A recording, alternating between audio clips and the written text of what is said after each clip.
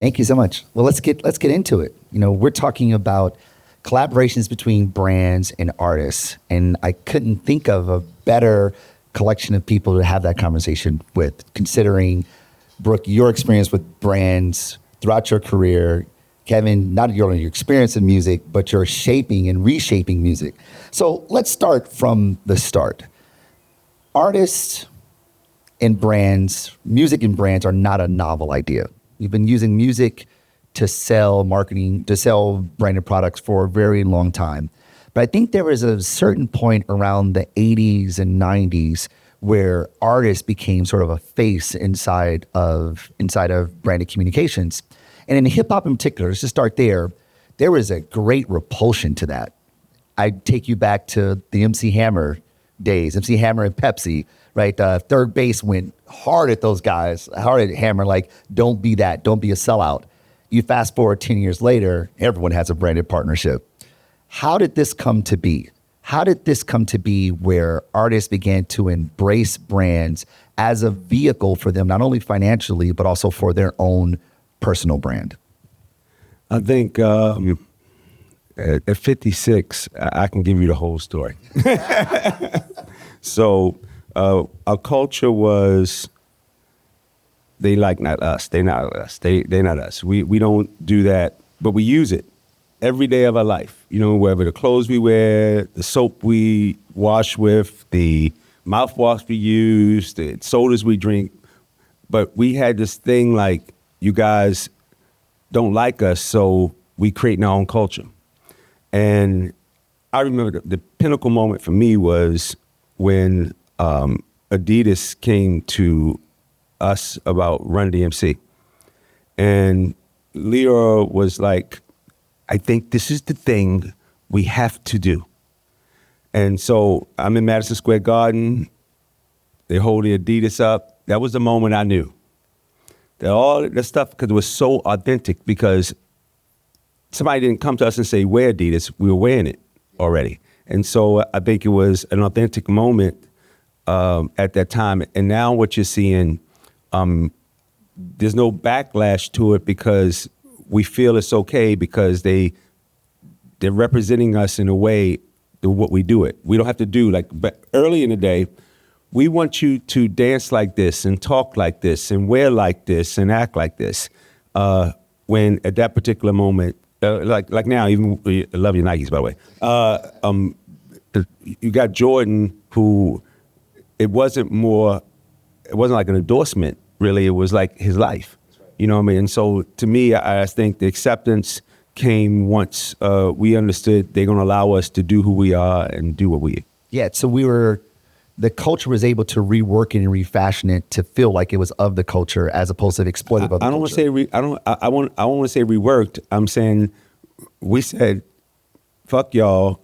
But we're going to still wear your shit. We're going to still do it. And then eventually they said to us, we're going to accept your shit. Yeah. Allow you to do who you are, be you, whatever. And even if they don't, like, even now, the elevation of brands and people creating their own, like I tell people, we spend a lot of money building things. And the story of Fat Farm and Baby Fat and Def Comedy Jam. Think about it. We were pre-Sopranos with Def Comedy Jam. That's right. Yeah.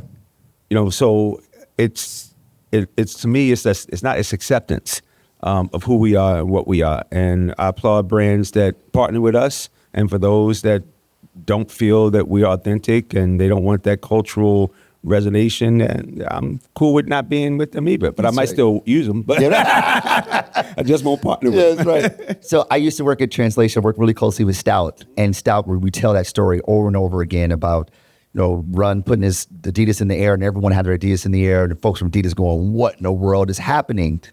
And that became an inflection point for hip hop and brands. So Brooke, just considering your intimacy with brands, what are the conversations that brands have about artists, about music, and how they want to leverage the cultural capital that artists have, and also tap into sort of the emotive power that music elicits? Yeah, I think there's two sides to it. There's one side of it that's very orchestrated, where you're doing that background check. You're trying to understand. Is this person a good brand fit? Exactly. Yes. There's that side of it, right? And you know that very well.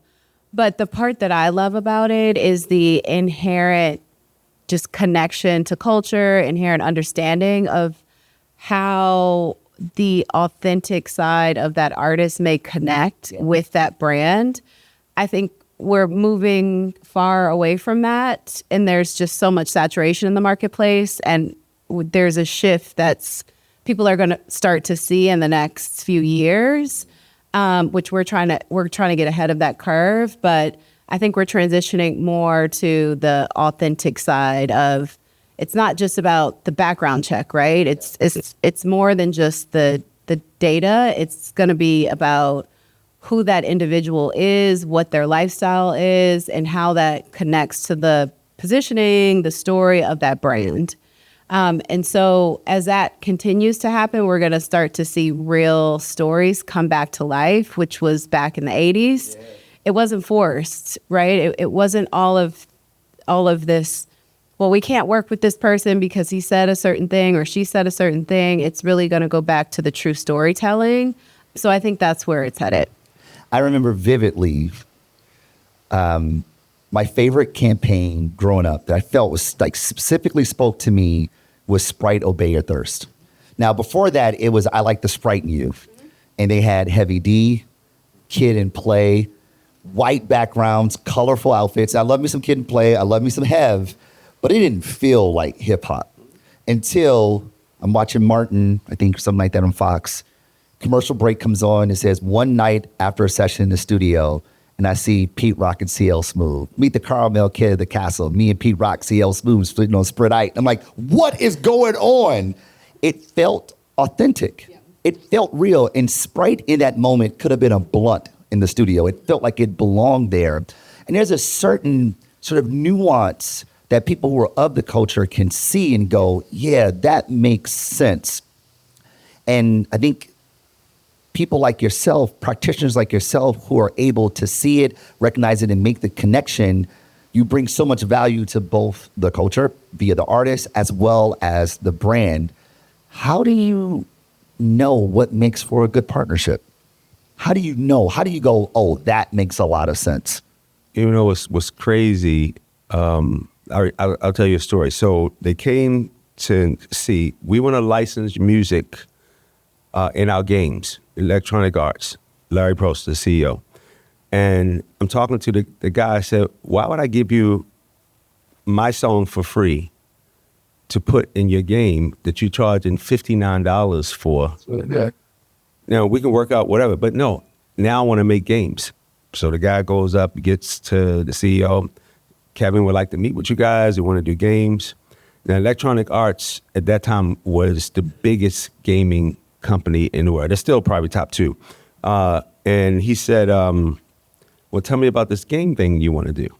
So I give him the whole pitch. It's artists, it's done. You guys fight, we fighting, doing all that kind of stuff. So I think we could do some games together. And what I realized is what you started to see was the CMO and the director, they grew up in hip hop. Yeah. So prior to that, they didn't. It was the background check, the whole thing. But now, the actual guy who was making the decision actually loves hip hop. Yeah. So I'm on Capitol Hill doing this whole Protect Black Art and Free Your Art thing, and I'm now seeing senators, governors, mayors, legislators that are hip hop.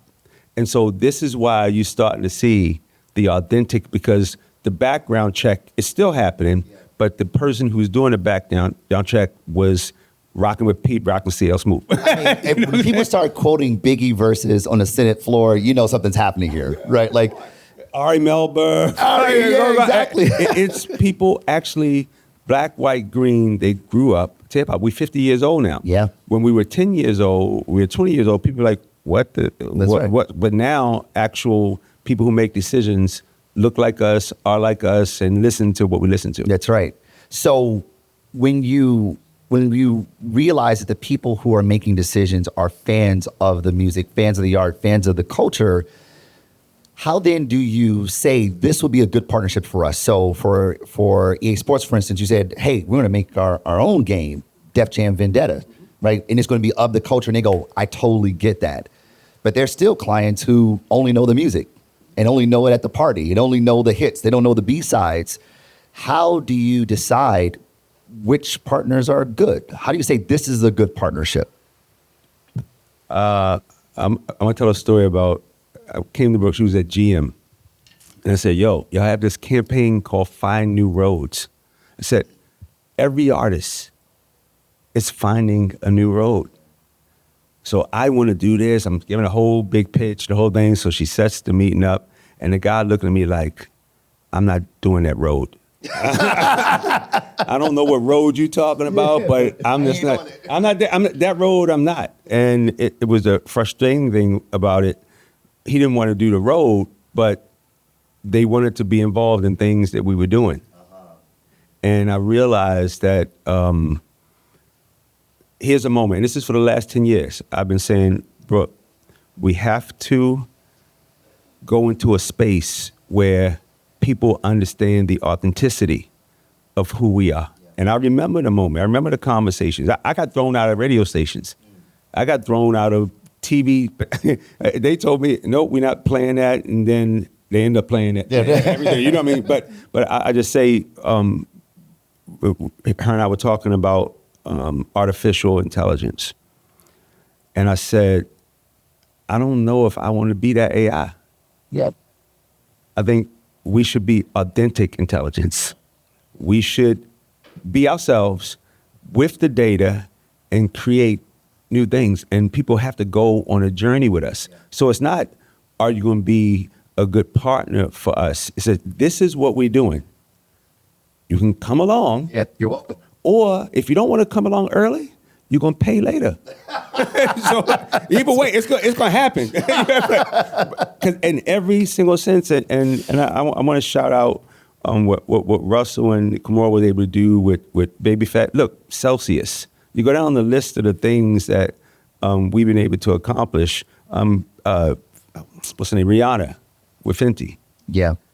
She didn't say, no, I need to be Victoria's Secret or anything like that. No, I'm going to be Fenty. I'm going to do me. It's unbelievable what's been able to be accomplished. I think that where you're getting to is an understanding of authenticity, as Brooke mentioned, but for the client, the brand, they have to be just as creatively brave as the artists are. Like it requires something of the client because you either be brave in the early upfront and say, put some skin in the game and make this happen, or you're going to be brave with your checkbook later down the road because you weren't brave in the upfront. So Brooke, consider how much time you spent on the brand side, the marketing side. Like when you're talking to brands, CMOs, how do you coach them to be brave? I mean, like everyone here is at the Palais listening to creative bravery, be brave and things of that nature. What do you tell them to give them the audacity to try? Yeah, I think it's less about what I tell them. It's more about what we show them. Yeah. And one thing that Kevin, I think, lives by is you have to be the experience. You have to be a part of the lifestyle. You have to get some skin in the game to be willing to take that risk. And so that's what we've been creating just this week. And so we hosted an experience where people can really feel, have conversation, talk about what it is that's going to change the future. And that allows them to just be more vulnerable and take more risk. I think, to some of the things that we talked about earlier around authenticity, one thing that really allows brands to take that risk is using real people, using talent that actually uses their product. Fancy that. What a novel idea. Exactly. And so with, us being in a very information overload time right now, and there's 2 billion brands that exist, which it was, half of that just 3 or 4 years ago. We're saturated, right? And so the only thing that's going to cut through all of the the things that are in the marketplace is just being true to yourself. Yeah. And so I think it feels like less of a risk to clients, to those that are on the brand side, if they're actually using real people, if they're using brands that connect to the story of that talent or artist. That reminds me of McDonald's. So I was a chief strategy officer at Wyden Kennedy, New York, and we at Wyden, we acquired the McDonald's business back in 2019, and we brought this idea of famous orders, where we're going to celebrate fans by celebrating their orders based on a truth that no matter how big, how famous you are, everyone has an order. Big, small, short, tall, we all have an order. So the idea was to partner with famous people to celebrate their order and make their order available by name. And the list the team put together were all people that we knew ate McDonald's, and like very publicly. And the first person we partnered with was Travis Scott, because we've seen videos of him in his Bugatti with McDonald's bags in the front seat. And you go, that makes all the sense in the world. And that campaign, Take His Famous Order, which is a bacon quarter pounder with cheese, shredded lettuce, barbecue sauce, dip as fries, and a Sprite. We put that in the world for a month, called it the Cactus Jack, because that's what we wanted to call it.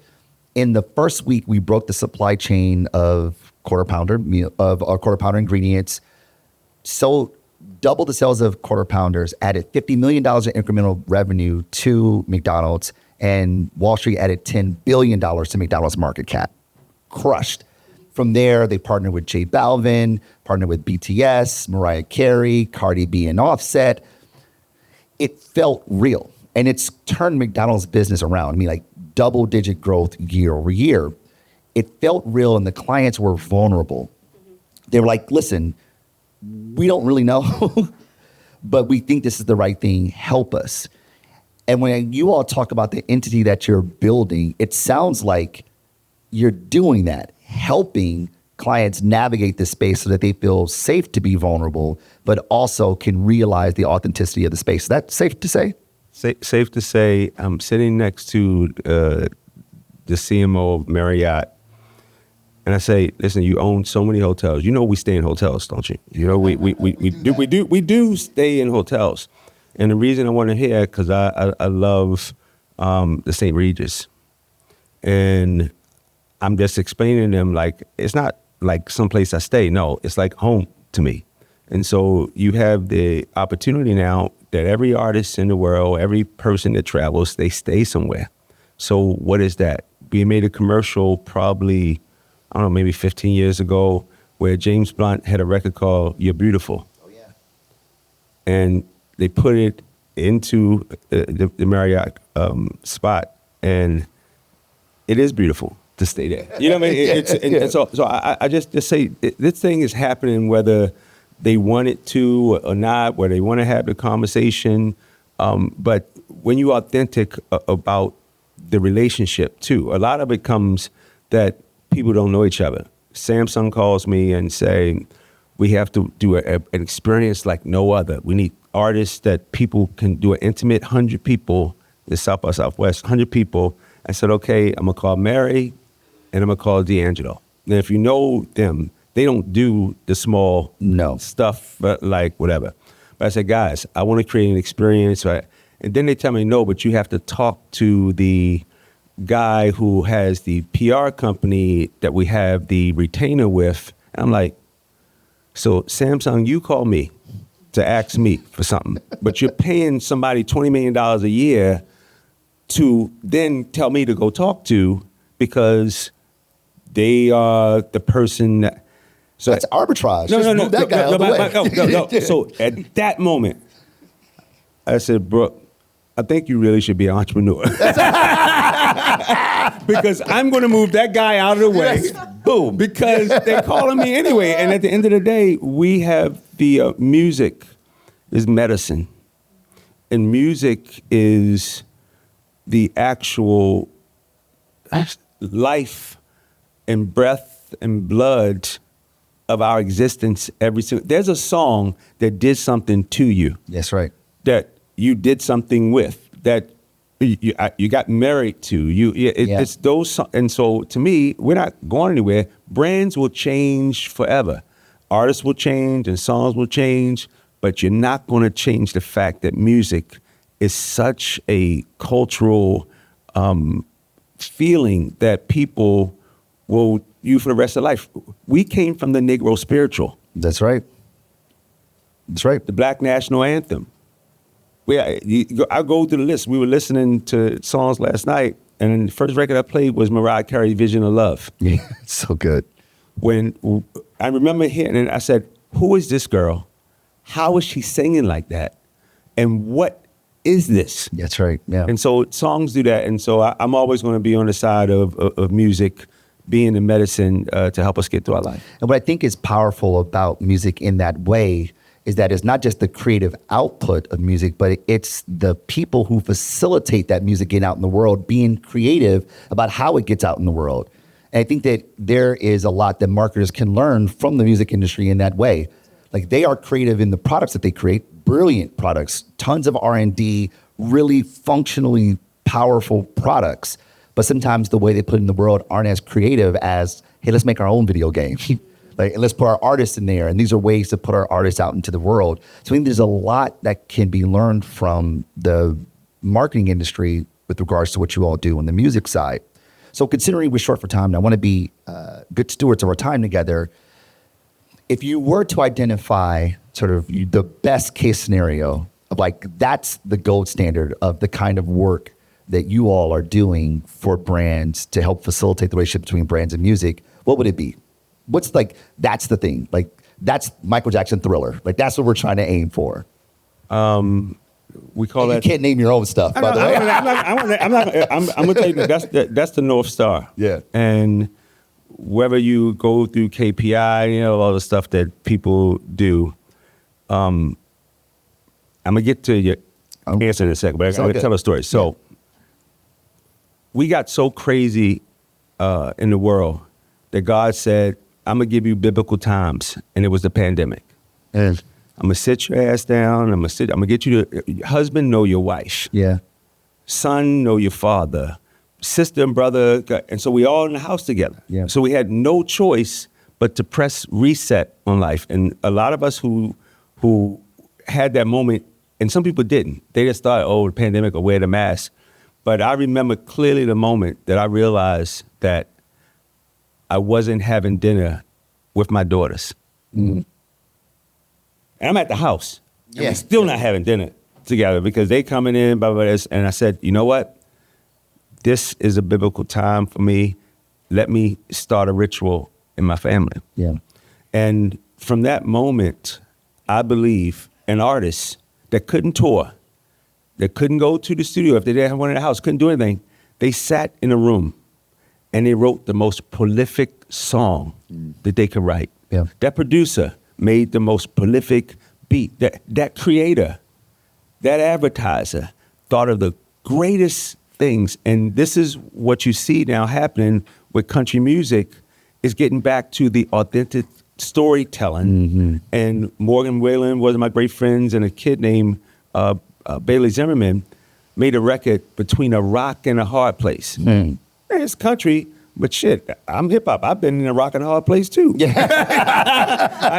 I done been there. I know what he's talking about. And so that's coming, and then R&B is about to come back, because what has happened is people have just been listening to music. They streaming and listening. Now people want to feel music again. They want to feel that song that makes you want to get up and dance, or makes you want to fall in love, or make you cry, all that kind of stuff. Right. So I think that's really what is happening right now. So my North Star is not to have people just listen. It's to have people feel again. And that's going to be exponential, and also picking the right artists at the right time in the right moment, and having them be a product of their experiences, not just a product of their environment. Yeah, I like that. Brooke, what say you? Yeah, I would say to Kevin's point, it's really going to be about getting back to just the real story, the real storytelling. And for me, that North Star is, how do we build on the story, and how do we make sure it doesn't feel forced? So when we bring an artist like Kenya Vaun to Cannes Lions, this is her first time out the country. This is her first time at Cannes. This is her first time, performing in front of people that could be intimidating to her in other settings, but she's just being herself. I mean, that's a wild first out of country experience to be here at Cannes. That's absolutely that's ridiculous. Absolutely. Sorry to interrupt you. When I was telling her, I wasn't asking her. I was saying, "You're going to Cannes." Wait a minute, I'm not asking you. You're 23. You're being years old. voluntold. Yeah, I don't know what you. And so she said, I've never been out of the country. I said, "Do you have a passport?" She said, "Yes, but I've never been out of the country." Uh-huh. And it was at that moment that I knew that was a North Star. It wasn't. And so now I try to be at all my artists first. They buy their first house, they get married. I try to be, and so to be with her, I'm saying they don't know you. Yeah, Kenya, they don't know you, but make sure they feel you. She came to me last night. She said, "This lady almost made me cry." She just came to me and said, "I love that song." Yeah. And didn't know it, but she at that moment. So I can only tell you that when it's authentic, people feel it. And I'm just pushing the soundtrack of your life. It's not going to be just what you listen to. It's about what you feel too. And there's few things more evocative than stories, right? Stories is social currency. It's how we're able to not only exchange information, but also share cultural characteristics of what people like us do. So with a final question for you all, I'm going to ask you to put on your clairvoyant hat, pull out your crystal ball, give me a vision of the future. What does the future look like? What does the future look like with regards to brands and music, brands and artist collaborations? The technology is being infused into how we consume music, to how brands are coming to the world with this North Star of feeling, getting people to feel again. Give me a vision of the future.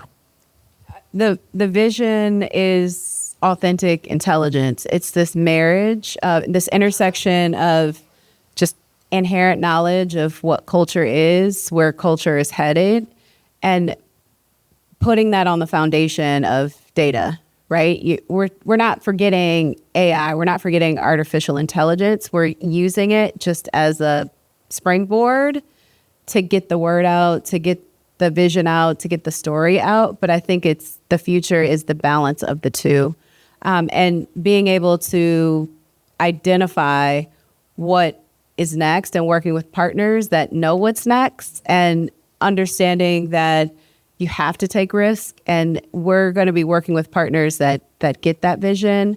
I think one thing that was so beautiful about a very intimate dinner experience that we had with some partners, like the NBA was there, Marriott. One thing that they said is they haven't had an opportunity to just sit in a room and build relationships. And I think relationships, we're going to get back to building relationships, not just with the executives, but also with the talent. And I think that's really the future, because if you know who you're working with on a very deep level, you're not going to feel as adverse to, put them right next to your product. You're going to feel like there's transactional. a connection. Yeah, it'll feel like more of a connection. So I think that's the future. We're getting back to real relationships, real people just sitting down and just figuring out, how do I make this product, this thing that I want everyone to be using or to keep top of mind? How do I bring that along the journey with an artist that's going to creatively and beautifully tell their story? And I'll add on to it. So I believe in value proposition, but it has to go both ways. So a new artist could come to me. The data can say they're the hottest person in the world, blah, blah, blah, this. And I'll look at them and say, you can sell 100 million things, streams. You're not going to change my life. I'm going to do what I do now. My value proposition to you is I will work for you and be of service to you every single day about you.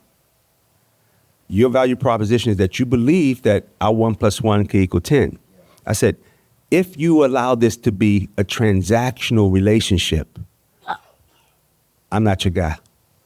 I'm in emotional relationship. My contracts have to be emotional because that's somebody's son, daughter, friend, whatever, and I can't, because I know I'm gonna go to work every day. That's right. But I want you to be very clear. If you just coming to me because your manager needs a commission or a lawyer wants to be big dog and get fired, whatever that is, I'm not getting into a bidding war. So you make a decision right now.